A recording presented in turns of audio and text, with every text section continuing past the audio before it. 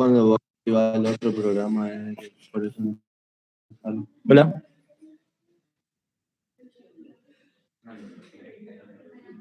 ¿Te escucha por las dudas? Sí, se escucha. De una.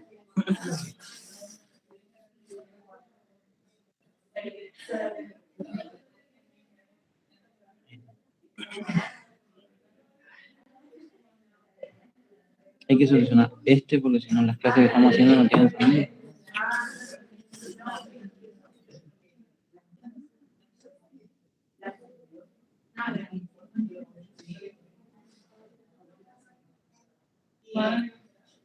Mira.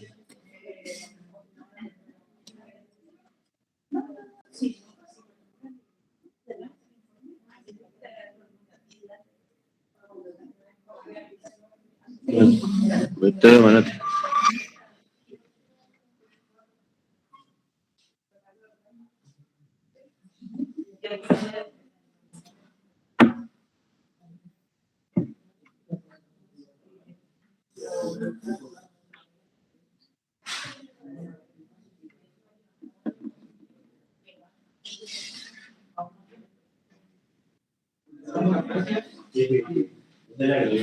Bueno, buen día. Para los que no me conocen, soy Ramírez Natalia. Hoy me toca hablar un poco de desnutrición. Para empezar un poco con la definición, es un estado provocado por la deficiencia a nivel celular en la provisión de nutrientes y energía necesarias para que el organismo se mantenga en buen estado, pueda desarrollar actividad, crecer y reproducirse. Con esta definición uno ya se puede ir imaginando el tipo de daño que le puede hacer al organismo la falta de alguno de los nutrientes, ¿sí? En la fisiopatología, el proceso de desnutrición se instala en forma gradual en semanas o meses, desarrollan cambios metabólicos, hormonales, logrando un nuevo equilibrio conocido como homeorexis, que se traduce en la disminución de las funciones, del metabolismo, de la división celular, del crecimiento y de las actividades. Este cuadrito resume bastante bien, digamos, todo lo que podemos llegar a ver en la desnutrición. A nivel metabólico, el organismo va a empezar a utilizar todas las reservas que tenga a su disposición, comenzando primero por el glucógeno, que se sintetiza a nivel del hígado. Una vez que termina con esa reserva, comienza con los lípidos, a través de la gluconeogénesis, la oxidación de esos lípidos, y una vez que se termina esa reserva de lípidos, comienza con la utilización de las proteínas, ¿sí?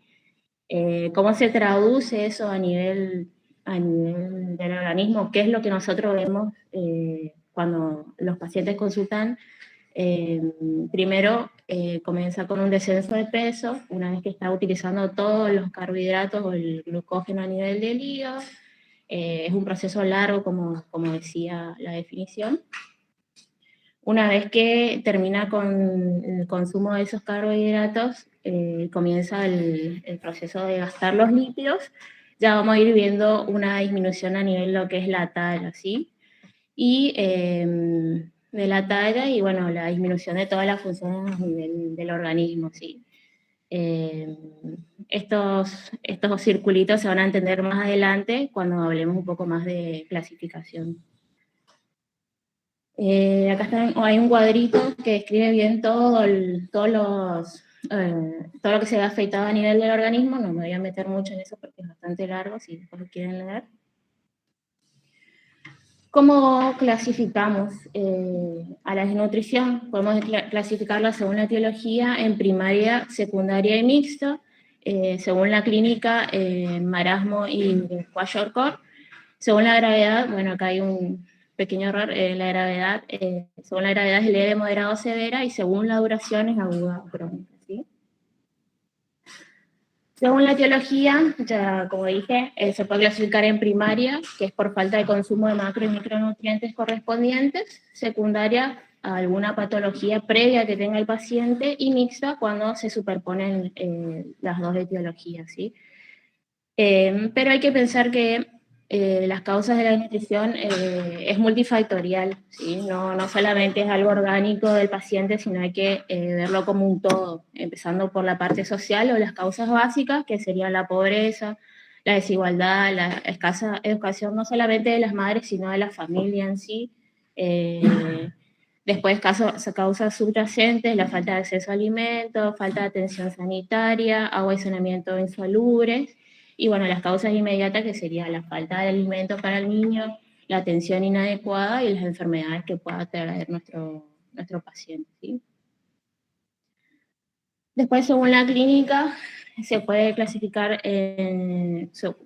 como marasmo por desnutrición calórica, kwashiorkor por desnutrición calórica proteica y el kwashiorkor marasmático, que sería una mezcla de los dos, ¿sí?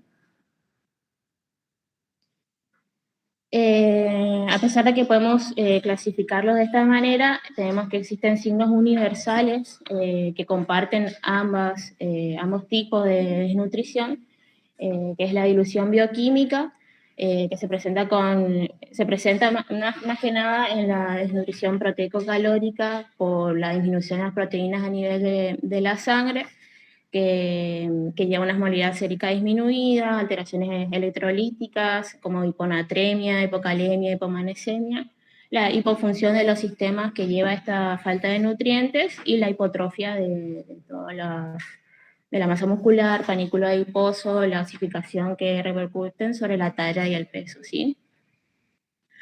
Signos circunstanciales que son consecuencia de estos signos universales, sobre todo lo que más se ve son las alteraciones dermatológicas a nivel de piel, de las faneras, uñas frágiles y quebradizas, cabello delgado, todo lo que sea consecuencia de la falta de vitaminas, por ejemplo. Edemas, temblores o rigidez muscular y, bueno, como dije, manifestaciones clínicas por déficit de vitaminas específicas. Y después signos agregados, que son síntomas que acompañan a la enfermedad que ya traen algunos pacientes, ¿sí? Y que se agravan por la patología de base. Después tenemos que es el marasmo, el predomina en lactantes entre 6 y 18 meses de edad. Es un resultado de una ingestión deficiente y crónica de energías, proteínas, vitaminas y nutrientes inorgánicos. No había puesto acá, pero según la bibliografía, se relaciona mucho con ¿cómo se dice? La pérdida, digamos, de la lactancia precoz, ¿sí? Y este vendría a entrar como lo que sería una desnutrición más crónica, ¿sí? Está caracterizado por una grave reducción del peso, el edema no es característico y existe adelgazamiento del tejido muscular y subcutáneo. Cuando esta privación continúa, se presenta desmedro, o sea, alteración sobre el crecimiento lineal, o sea, un retardo del crecimiento, ¿tá? Presenta cambios en la piel y puede mostrarse muy irritable y apático a la hora de la consulta, ¿sí? Bueno, acá hay una imagen, básicamente, que decía todo eso. El kwashiorkor afecta a niños de entre 1 a 5 años, es consecuencia del déficit de energía y nutrientes, más que nada también a lo que se le agrega la ingesta pobre de proteínas, ¿sí? Este decía que estaba relacionado con ¿cómo se llama? Ay, se me fue.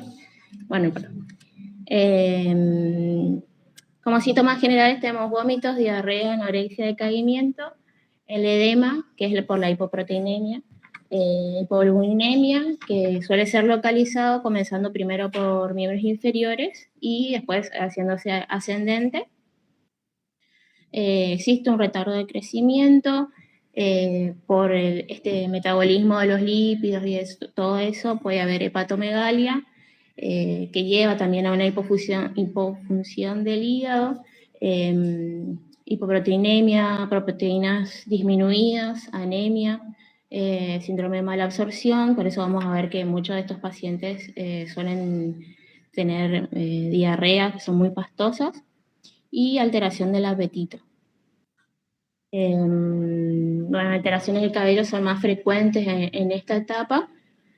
El color del cabello puede cambiar tornándose más claro, rojizo, delgado, quebradizo. Y en casos avanzados el cabello está tan mal arraigado que se puede desprender a mechón, ¿sí? Sin provocar dolor. Las alteraciones en la piel, puede perderse el pigmento donde se ha caído la piel y puede oscurecerse donde ha sufrido lesiones, ¿sí? Y solemos encontrar una piel seca y áspera. Bueno, acá hay otra representación más clara. Una diferenciación entre ambos. Y ahora sí viene la parte más engorrosa, que es la clasificación según la gravedad. Acá ya empezamos a utilizar los indicadores para clasificarlos. Y en el caso de la clasificación de Gómez, se utiliza el indicador de peso para la edad, que se saca según el peso real de nuestro paciente, dividido el peso que le corresponde para la edad, que eso buscamos en el librito verde, por 100, ¿sí? Y según lo que nos dé este resultado, podemos clasificarlo en leve, moderado o severo, ¿sí? Esta clasificación tiene algunas desventajas porque no permite discernir si se trata de una desnutrición aguda o un evento crónico, digamos. No suele ser muy confiable para pacientes mayores a 5 años.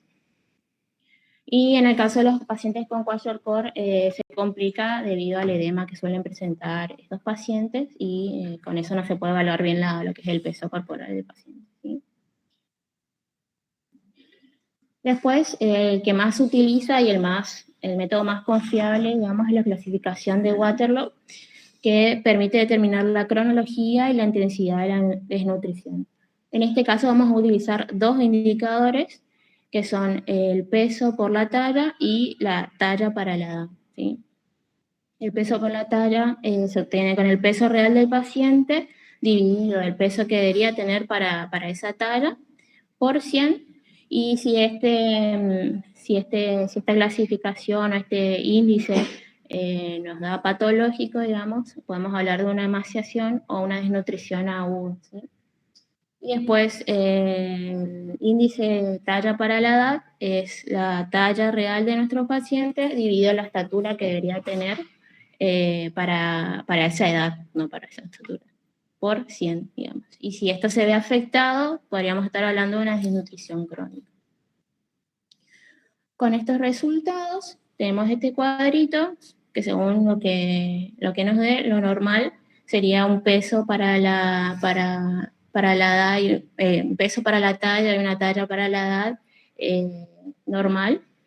Hablamos de una nutrición aguda cuando tenemos un peso para la talla baja y una talla para la edad normal. Podemos tener una desnutrición crónica que esté en un proceso de estabilización o en hemorresis, donde vamos a encontrarnos solamente con una talla para la edad baja. Y después una desnutrición crónica agudizada, que además de la talla para la edad baja, vamos a tener un peso para la talla baja, ¿sí? Y por la intensidad sería grado 1 menos del 90%, grado 2 entre el 80 y el 89%, un grado 3 menos del 79%. El diagnóstico básicamente es clínico, con eso nosotros podemos diferenciar si se trata de un niño sano de peso bajo normal, de contextura pequeña, que suele ser el 3% de la población, un niño desnutrido, que puede ser que no tenga ningún indicador antropométrico, y un niño desnutrido con los indicadores clínicos y antropométricos que ya vimos antes, ¿sí? Como todo primer paso, hay que hacer una buena anamnesis de examen físico, preguntar los antecedentes tanto perinatológicos, los antecedentes de la madre en el embarazo, si hubo RSIU, si tuvo bajo peso al nacer, todo el contexto social que puede rodear a ese paciente, hacer un examen físico bastante detallado. El segundo paso sería hacer las medidas de peso, talla y calcular los diferentes indicadores. Y el tercer paso de diagnóstico sería hacer los exámenes complementarios que uno crea oportuno para ese paciente, ¿sí? laboratorio, ya sea todo lo que sea función hepática, función renal, más que nada proteínas, albúmina, todo lo que uno crea, todo, eh, todo lo que uno crea necesario para ese paciente, ¿sí? Y el tratamiento, obviamente que uno lo que piensa frente a un niño desnutrido es empezar a darle de comer, ¿sí? Es importante, obviamente, el empezar el apoyo nutricio lo más pronto posible, pero también hay que, como ya dije, evaluar todo el contexto en el que se encuentra el paciente y no solo darle esa seguridad a nivel médico, sino que hay que estimular a ese niño porque, de forma emocional y física y contener a la familia, ¿sí? Ver de qué manera se le puede ayudar para que pueda eh, dar el sustento nutricio que necesita ese niño, ¿sí? Además, se deben corregir también todo el estado electrolítico con el que nos podemos encontrar, el ácido base, las alteraciones metabólicas y hemodinámicas, así como tratar las posibles infecciones, ¿no?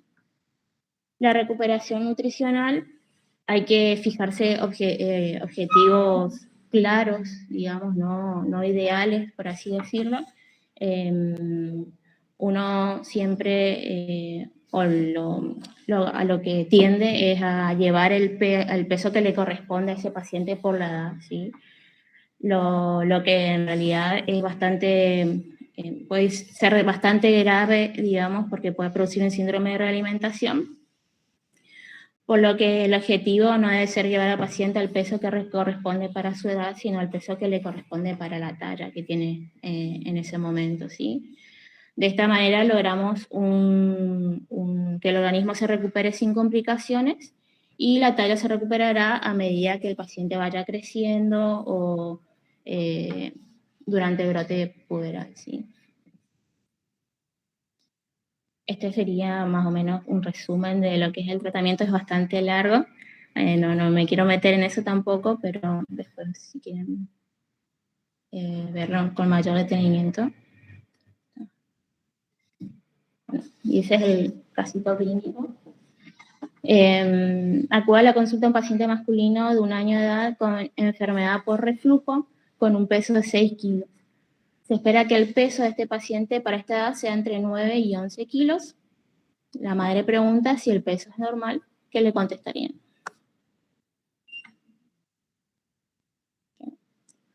Y bueno, después calcular la severidad según la clasificación de Gómez, que sería con esta tablita. Con 9 o 10 me acuerdo.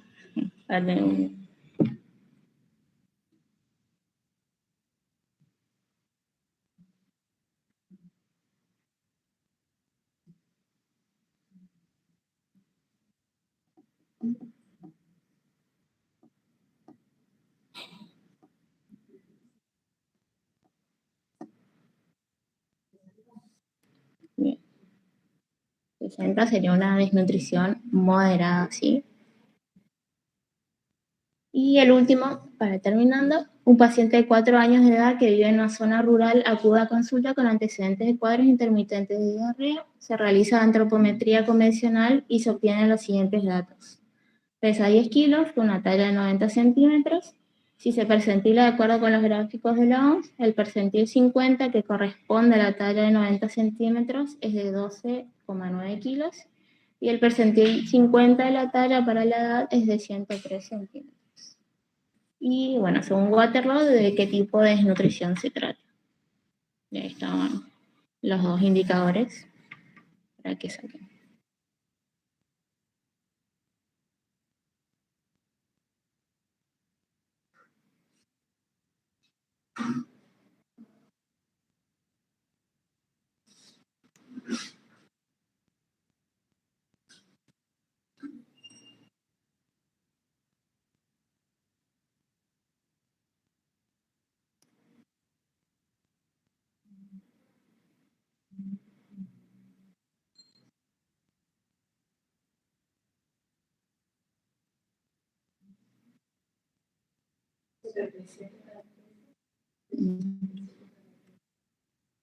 Bien.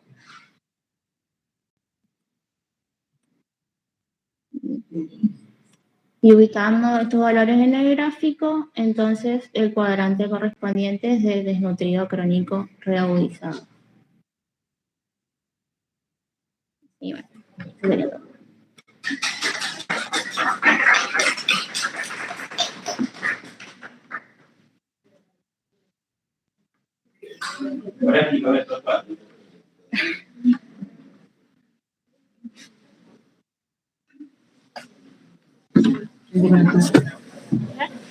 Pau.